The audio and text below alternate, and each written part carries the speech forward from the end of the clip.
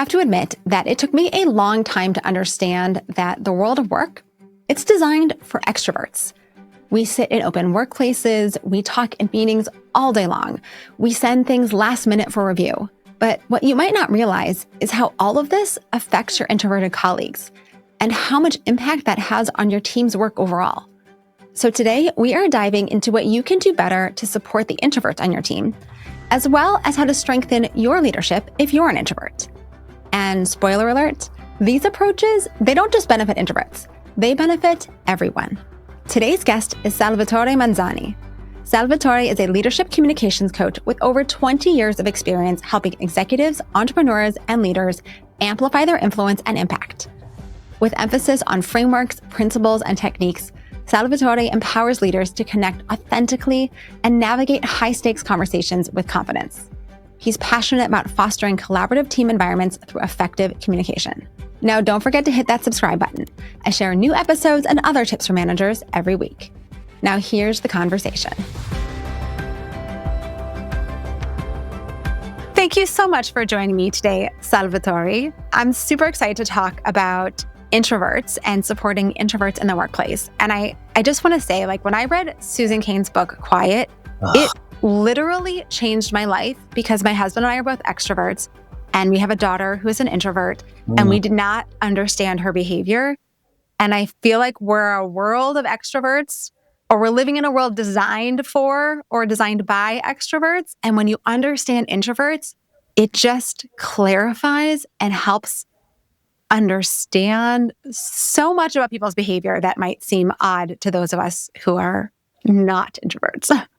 True that. It's a book that I recommend to anyone, especially I have a couple friends who are extroverts but date introverts. And I'm like, this book is going to change your relationship. And they're like, oh my God, thank you. Yeah, Susan Cain really wrote the book on it. It's fantastic.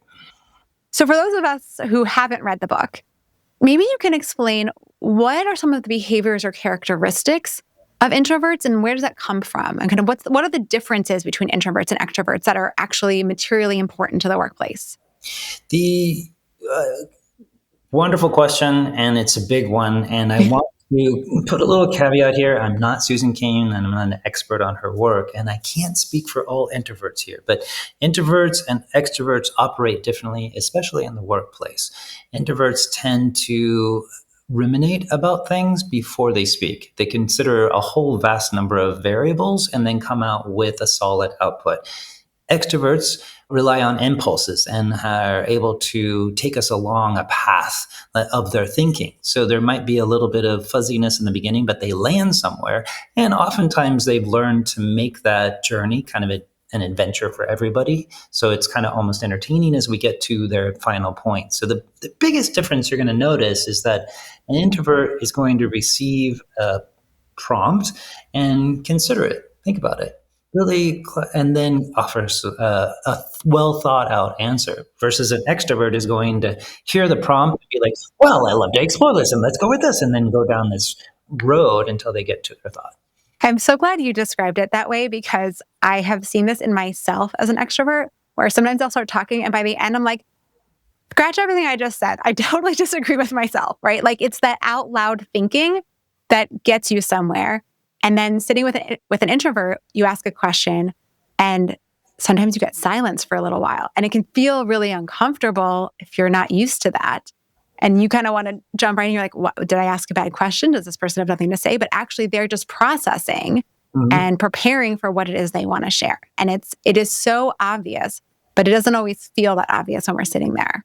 It totally doesn't feel obvious. And I want to also give a shout out to the extroverts. It's a fun ride. As long as I know what's happening and I'm not expecting the solid bullet point at the beginning, it's a fun journey. And I know that person and I know we're going to get there. And I'm totally okay with dismissing everything that you said before and you came to your own new conclusion. If I know I'm speaking to an introvert, the difference is I know I need to give that space. I offer managers the 10-second rule. It's not a very difficult rule, but it feels awkward when you're leading a meeting to enforce it. And the 10-second rule is this. When you ask a question to the group in the meeting, wait 10 seconds before allowing anybody to respond. In that 10 seconds, it gives everybody, the introverts to extroverts, to come up with a more well thought out response. Now, if you have a team that's mostly extroverts, a way to kind of work around this is to put the prompt out there, have them turn to a partner, discuss their first iteration, and then call on people in the room. This gives both the introverts time to think and the extroverts time to like talk out loud and get to their point. So 10-second rule is a really great standard for meetings or even one-on-ones. I love this. I've never heard of the 10-second rule applied that way. And I love it so much by enforcing it for everyone, not just using the 10 seconds to just count until you speak again, but actually giving people space to do that processing, whether it's out loud or internally. All right, let's stick on the topic of meetings because that's where so much of these behaviors come out. Yeah. What are some of the other things that we can do to better support introverts in our meetings? I would offer managers consider that words are taken at face value more literally by introverts than extroverts. So when you have a room of introverts or you're talking one-on-one with an introvert, consider what you're saying. Set your intention first. This is what I want to accomplish. And use specific words to get there. If you're in a meeting, just know like you can couch what you're saying. Like, well, I don't have a fully formed thought, but I want to ask something like this. That way introverts know not to take it literal. And it's not that introverts take everything so literally. It's just that there's a large amount of processing happening up here. And when you use a particular word, an introvert is going to associate with particular things and then create this variable and stack up. Versus an extrovert is kind of, I judge, I can't speak for everybody again, is letting words wash over and gleaning meaning from it and going. So literal versus contextual is something to keep in mind in those meetings. More precise language is going to be helpful for everybody, really. Can you give us an example of what you mean by the kind of general versus a more precise, or kind of choosing your words carefully? And it could be a story from an experience you had or just an example. The first thing that comes to mind, and I kind of want to caveat again in that my career for the last 20 years has been working with analysts, engineers, scientists, data-driven folks in turning complexity into clarity. Like my communication strategies are specifically to help those who are quiet leaders vocalize and participate and communicate with more effectiveness. And so when I speak more from like that mindset versus simply introvert extrovert. So here's one option. Sure. To answer your question would be when somebody asks me as an introvert, how's it going with this? My response is going to be very specific. I'm going to answer the specific question that you asked me. Versus if somebody asks, how's it going with this to an extrovert, there's more of a generality happening. So too often times I find a manager will not just fill the noise, but will kind of ask a vague question, not knowing what the thing. A manager might ask a question without really having a clear idea what the response is that they want. But that initial prompt is going to lead down a rabbit hole because the more analytical minded introverted person is going to take that as face value and then drive the conversation here. And you're going to end up spending time trying to get us back to the conversation that you wanted to. So as a manager, when you want to engage a more introverted person, make sure that the prompt or question or thought that you're offering actually is in the direction that you want to go, not just in the general direction of what you want to do. So literal face value to the words again. I think this is such an important nuance that actually applies to probably everyone on our team, right? If you ask a very open-ended question, you don't know what you're going to get back. So if there is something specific you're looking for, ask the specific question so that you get the answer to the information you're seeking. So helpful for introverts and also for extroverts. Can I just offer too, what I've noticed is there's certain personalities, and I don't want to say it's just extroverts, they will often ask a question that they don't really care to hear the answer. It's this almost disconnect because you just asked me a question, but you didn't wait for the response or you didn't respond to my response as if I answered it right. And it starts this looping of like, we're disconnected somehow. So I would offer, if you are asking questions to keep a conversation going, but you don't really want to, an introvert is going to get hooked and confused and start to have a disconnect with you. It's okay to let silence happen between the two. In fact, preferable for an introvert than asking a question to keep the conversation going, but not with attention. Thank you for bringing that in. Oh, I want to stick on this topic of meetings and talk about pre-work, because it's one of the things that I talk about a lot in my work on meetings with teams. The importance of giving people information ahead of time so that they can process, reflect, come in prepared to share, which is very different than how most teams run their meetings, where we show up, we present some slides, and then we ask people for their input or their reactions or their questions. What is your take on how introverts can show up differently, or why it's important to give people information ahead of time? Well, first of all, you're offering gold, and thank you for setting the bar high for everybody. Yeah, that preparation, like, it is critical. And I work with a lot of non-native English speakers, and not having the agenda or some of the context of a meeting beforehand really puts them at a disadvantage, because they're not always able to keep up with even the conversation that's happening, because they're not fully versed on what's happening in with the context. So to your point, have some sense of, this is what we're going to be discussed, this is what we hope to accomplish in there.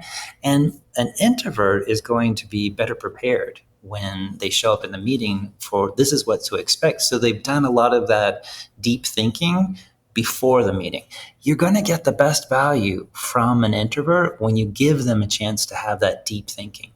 Some introverts, there is a continuum. Some introverts can do that deep thinking in the midst of chaos.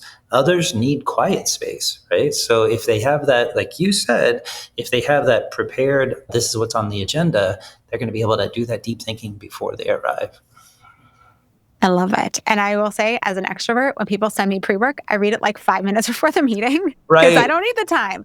But No. I know for others, they want more time. They need time to process it. And that you want to meet the needs of all your team members. So if you send pre-work 48 hours in advance or 24 hours in advance, those who need the time will find the time to read it ahead of. And those who are like, I'll just do it on the fly, like me, will do it right before the meeting. And that works for them. So you can actually design your pre-work and share it in a way that, again, works for everyone on the team, but especially for the introverts who often get overlooked. All right, last question on meetings before we move on, which is, it's very hard if you have a team full of extroverts to get people to be quiet and make space for introverts to jump in and share their ideas. So any tips or tricks that we can use in our meetings to create more of that balanced opportunity for people to engage who might otherwise be quieter? I have a whole list. In fact, I did write a book, Clear and Compelling, that compresses 20 years of communication strategies, and one whole segment is on meeting facilitation. Number one would be to do an around the room type of thing, where you give everybody a set, give me in one sentence your take on this, that creates equality in the room. Second would do the 1, 2, 4 all. I don't know if you've heard this. Liberating Structures is an amazing manual for creating exercises and activities within a facilitated environment. And 1, 2, 4 all is basically, you offer something to the group. The first thing they do is they all just go to pen and paper and write about it. Secondly, 2, they turn to a partner and they discuss their thoughts. And then if it's a big group, you would go to 4. So 2 groups get together, discuss their thoughts. And then the whole group together, where you just pull out some highlights. One of my mentors once said to me, and I laughingly know it's true, is that every voice needs to be heard, but not every voice needs to be heard by everybody. So the critical opportunity there with the 1, 2, 4 all is that every voice gets to be heard, and you still get the cream rising to the top and only hear the most valuable comments at the end. So those are 2 quick things I would offer. And I'm happy to keep talking about meetings all day if you want. All right, we might come back to meetings, but I want to touch on some other pieces here with introverts, because I worked with a team And one of my favorite questions when we're doing team kind of get to know you and how do we work together better, I like to ask the question, what do people usually get wrong about you? Or what do you want your colleagues to know about you that might explain how you show up? And one of the team members said, when I go back to my desk after a meeting, if you come over and ask me a question or interrupt me for some reason, and I give you a really grumpy look, it's not you, it's me. I'm really introverted. Meetings take a lot of energy from me, and I need time after meetings to like bring myself back together. And I loved that Yes. answer so much. Yes. So I'm wondering about the workplace energy level that comes for introverts and how we can help as managers support introverts who, if you have to be all day in meetings, like for me, I'm like, this was the greatest day. I just got to engage with people all day long and it's wonderful. Minus the fact that my to-do list is foreverly long, but I love being in meetings. And for other people, even if they're great meetings, putting aside all the terrible meetings we're in, but just even if they're great meetings, it can be very draining.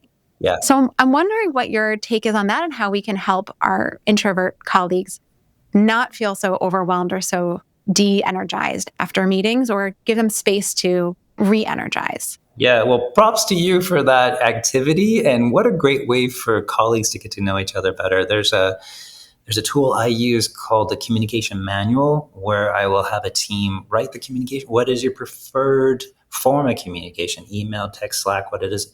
How do you prefer communication? Direct, a little bit couched? When should I or should I not contact you, and things like that. So it's so good. And I love that you brought that up. And to whomever this is, thank you. What a great vocal, like you're a spokesperson for all of us. And there was a term introduced about 5 years ago, maybe more, called white space, how to create white space within the work environment. Mm-hmm.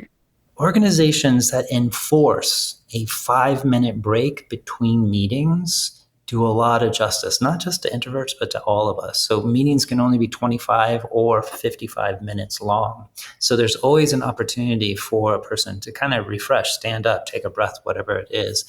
I would offer that you can do that in the meeting itself. Hey, everyone, we're going to stay online and we're just going to have 2 minutes of silence before we wrap this up. So think about what happened in the meeting, anything that you want to have as a takeaway, and then we'll have a final conclusion.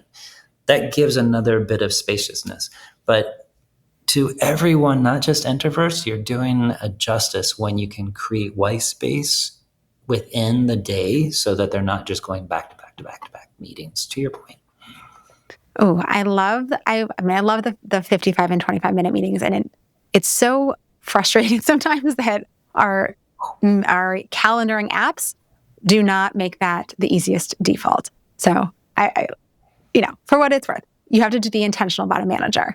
And using time in the meeting, that's such a great idea to give people a little bit of reflection, a little bit of quiet before we kind of wrap ourselves up. So love this. Beautiful. All right, let's talk about the way that remote work is helping or hurting our introverts on our teams. What are you seeing with remote work, given people are working more alone, maybe less engagement? Is this beneficial? Should we be requiring introverts and really everyone to be coming back in the office if we have the opportunity? Should we be allowing people to work from home? Like, what's your take?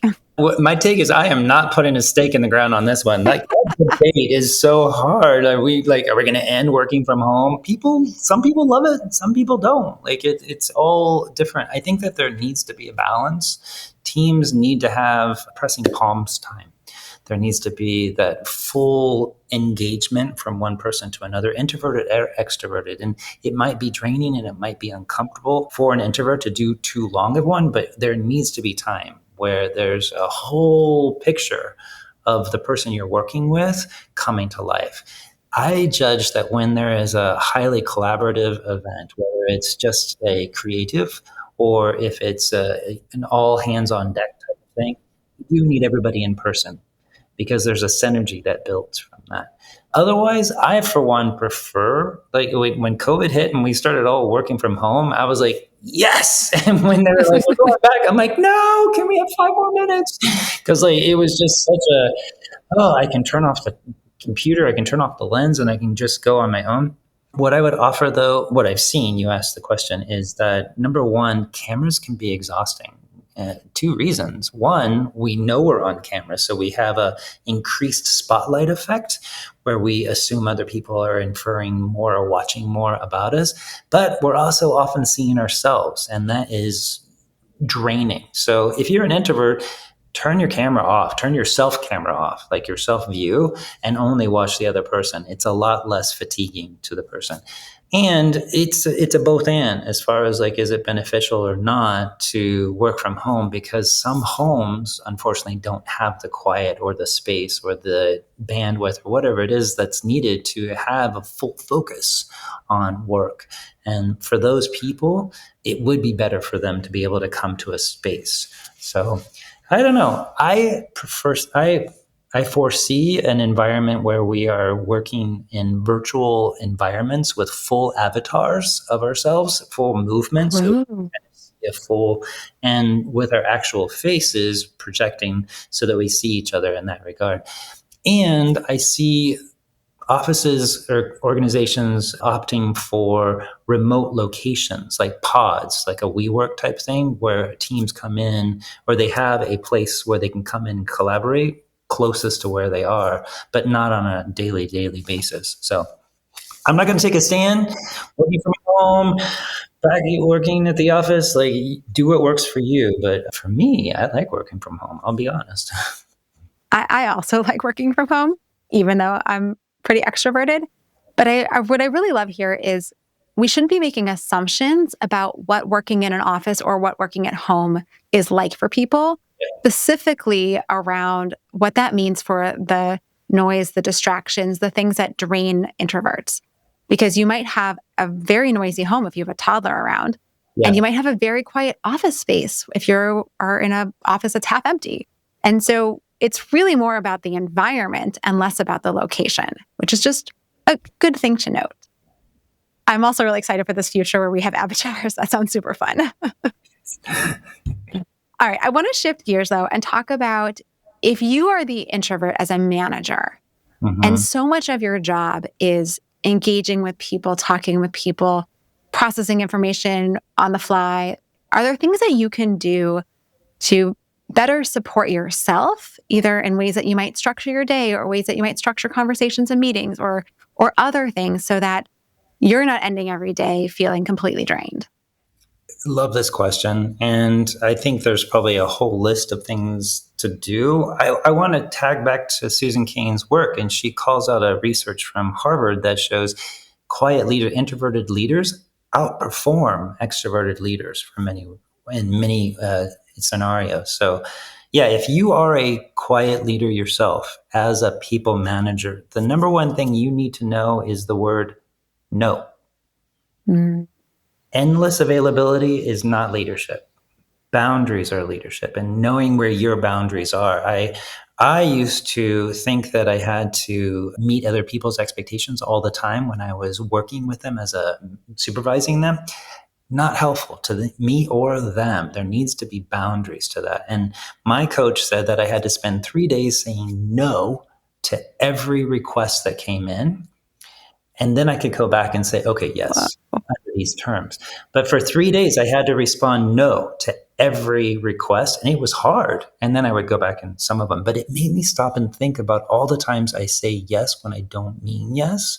And as an introvert, I seem to offer that compromise in the good of the organization or something. And it's not helpful in the long run. So that would be the first, and I'll leave it there, the number one tip for quiet leaders. Oh my gosh. Again, something that we can all benefit from is setting boundaries, saying no, or at least giving ourselves time to think before we give an answer. So we don't have to immediately respond and then regret it later. So important. Yeah.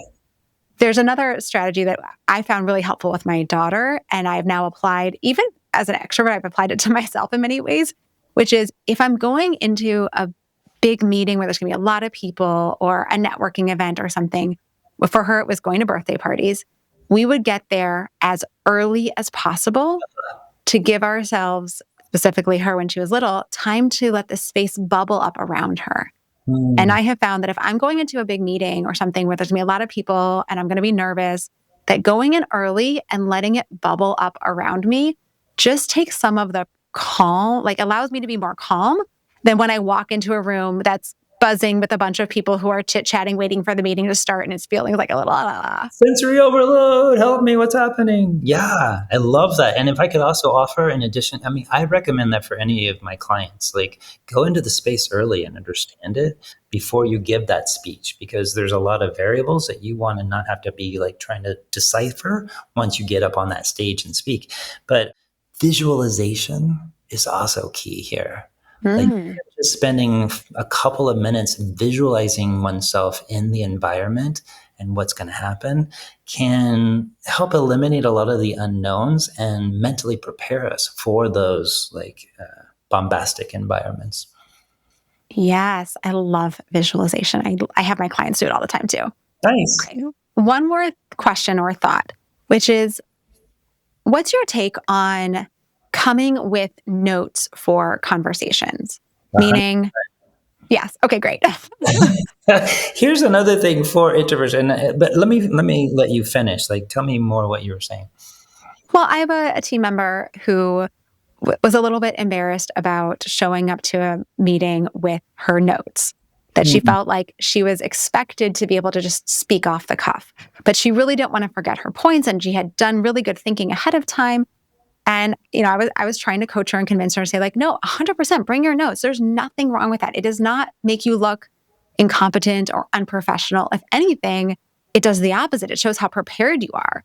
But she was still very nervous about it. So I was just kind of curious what your take was. I feel a little bit of pain because I've been that person. Like somebody called it out as a crutch. Like, oh, you're not able to just do it. You have to have a crutch. And I'm like, it's not that. I'm actually showing up with well thought out points that I want to make sure I convey. There's no risk to that. And to your point, I want to offer that comparison is the thief of joy. I don't remember who said that, but it is so true.